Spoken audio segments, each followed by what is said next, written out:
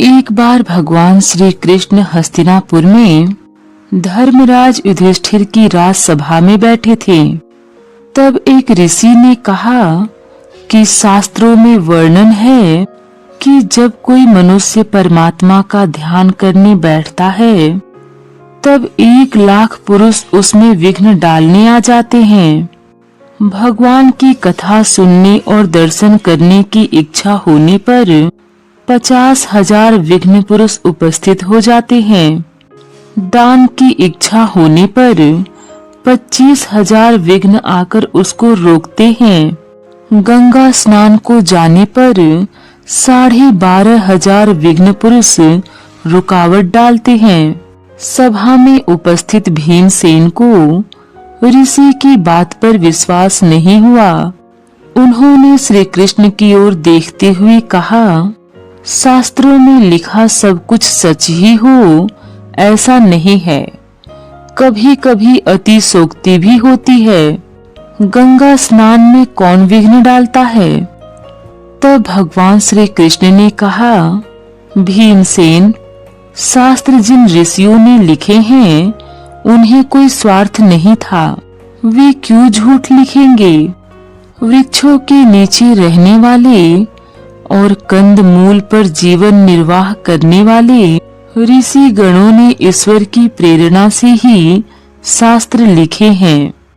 विघ्न करने वाला दिखाई नहीं देता पर विघ्न आते ही रहते हैं। तब भीमसेन ने कहा, अच्छा, मैं देखता हूँ गंगा स्नान में कौन विघ्न डालता है। जो भी विघ्न डालेगा मैं उसे मार डालूंगा। यह कहकर भीमसेन हाथ में गदा लेकर गंगा जी के तट पर जा पहुँचे। वे वहां 12 घंटे तक खड़े देखते रहे कि कहीं कोई विघ्न पुरुष तो नहीं आ रहा है। भीमसेन के सामने लोग गंगा जी में स्नान करके जाते रहे। 12 घंटे बाद भीमसेन ने वापस आकर भगवान श्री कृष्ण से कहा, शास्त्र की यह बात झूठी है। मैंने स्वयं अपनी आंखों से देखा है कि गंगा स्नान में कोई विघ्न नहीं डालता है।